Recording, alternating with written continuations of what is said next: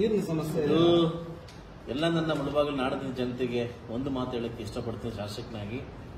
ಇವತ್ತೇನು ಕರ್ನಾಟಕ ರಾಜ್ಯಾದ್ಯಂತ ನೀರಿನ ಹಾಹಾಕಾರ ಸ್ಟಾರ್ಟ್ ಆಗಿದೆ, ಇವತ್ತೇನು ಹಾಹಾಕಾರ ಸ್ಟಾರ್ಟ್ ಆಗಿದೆ ನೀರಿಂದು. ದಯವಿಟ್ಟು ನನ್ನ ತಾಲೂಕಲ್ಲೂ ಕೂಡ ಸಾಕಷ್ಟು ಹಳ್ಳಿಗಳಿಂದ ಫೋನ್ ಮಾಡ್ತಿದ್ದಾರೆ, ನೀರಿಲ್ಲ ಅಂದಿಲ್ಲ ಅಂತ ಫೋನ್ ಮಾಡ್ತಾ ಇದ್ದಾರೆ.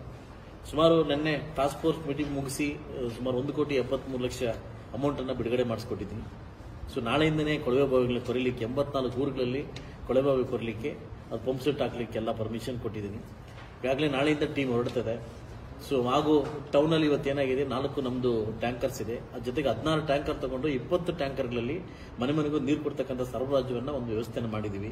ಅದು ಕೂಡ ಸೋಮವಾರದಿಂದ ಸ್ಟಾರ್ಟ್ ಆಗುತ್ತೆ. ದಯವಿಟ್ಟು ಇದಕ್ಕೆ ಯಾರೋ ಕುಗ್ಗುವಂಥ ಕೆಲಸ ನಾವು ಮಾಡೋದು ಬೇಡ. ಇವತ್ತು ಎಲ್ಲ ಪರಿಸ್ಥಿತಿ ಬಂದಂಗೆ ಇವತ್ತು ನಮ್ಮ ಮುಳಬಾಗ ಕ್ಷೇತ್ರದಲ್ಲಿ ಕೂಡ ನೀರಿನ ಅಭಾವ ಸ್ಟಾರ್ಟ್ ಆಗಿದೆ. ಹಾಗೂ ಎಲ್ಲ PDOಗಳಿಗೂ ಮತ್ತು RIಗಳಿಗೆ ಒಂದು ಮನವಿಯನ್ನು ಹಾಗೂ ಒಂದು ಆರ್ಡರ್ನ ಪಾಸ್ ಮಾಡಿದ್ವಿ. ಏನಂದ್ರೆ ಯಾರು ಕ್ಷೇತ್ರ ಬಿಟ್ಟು ಬೇರೆ ಇದಕ್ಕೆ ಹೋಗಬೇಡಿ, ಯಾಕಂದ್ರೆ ಈ 3 ತಿಂಗಳು ನಮಗೆ ಟಾಸ್ಕು. ಯಾಕಂದ್ರೆ ಇವತ್ತು ನಾವೇನು ಜನ ನಮ್ಮನ್ನು ಏನು ಕೇಳ್ತಾರೆ ಏನು ಬಿಡ್ತಾರೆ ಗೊತ್ತಿಲ್ಲಕ್ಕೆ ಕುಡಿಲಿಕ್ಕೆ ನೀರನ್ನ ಒಂದು ಒದಗಿಸಿದ್ರೆ ಭವಿಷ್ಯ ಪುಣ್ಯದ ಕೆಲಸ ಅಂತ ಹೇಳ್ಬೋದು, ಇದು ನಮ್ಮ ಕರ್ತವ್ಯ ಅಂತ ಕೂಡ ಹೇಳ್ಬೋದು. ಸೊ ಅದರಿಂದ ನಾನು ಎಲ್ಲ ಒಂದು ಅಧಿಕಾರಿಗಳಿಗೆ ಒಂದು ಸೂಚನೆಯನ್ನು ಕೊಟ್ಟಿದ್ದೀನಿ. ಯಾರೂ ಕೂಡ ಕ್ಷೇತ್ರವನ್ನು ಬಿಟ್ಟು ಅಂದ್ರೆ ನಿಮ್ಮ ಒಂದು ಏನು ಆಡಳಿತ ಕ್ಷೇತ್ರ ಬಿಟ್ಟು ಬೇರೆ ಕಡೆ ಹೋಗಬೇಡ ಅಂತ ಸೂಚನೆ ಕೊಟ್ಟಿದ್ದೀವಿ. ಸರ್ಕಾರದಿಂದ ಕೂಡ ಆದೇಶ ಆಗಿದ್ದೇನೆ, ಏನೋ ಯಾವುದೋ PDOಗಳು ಕೂಡ ಅವರೊಂದು ಇದು ಬಿಟ್ಟು ಹೋಗಬಾರ್ದು ಅಂತ ಹೇಳಿದ್ದೀನಿ.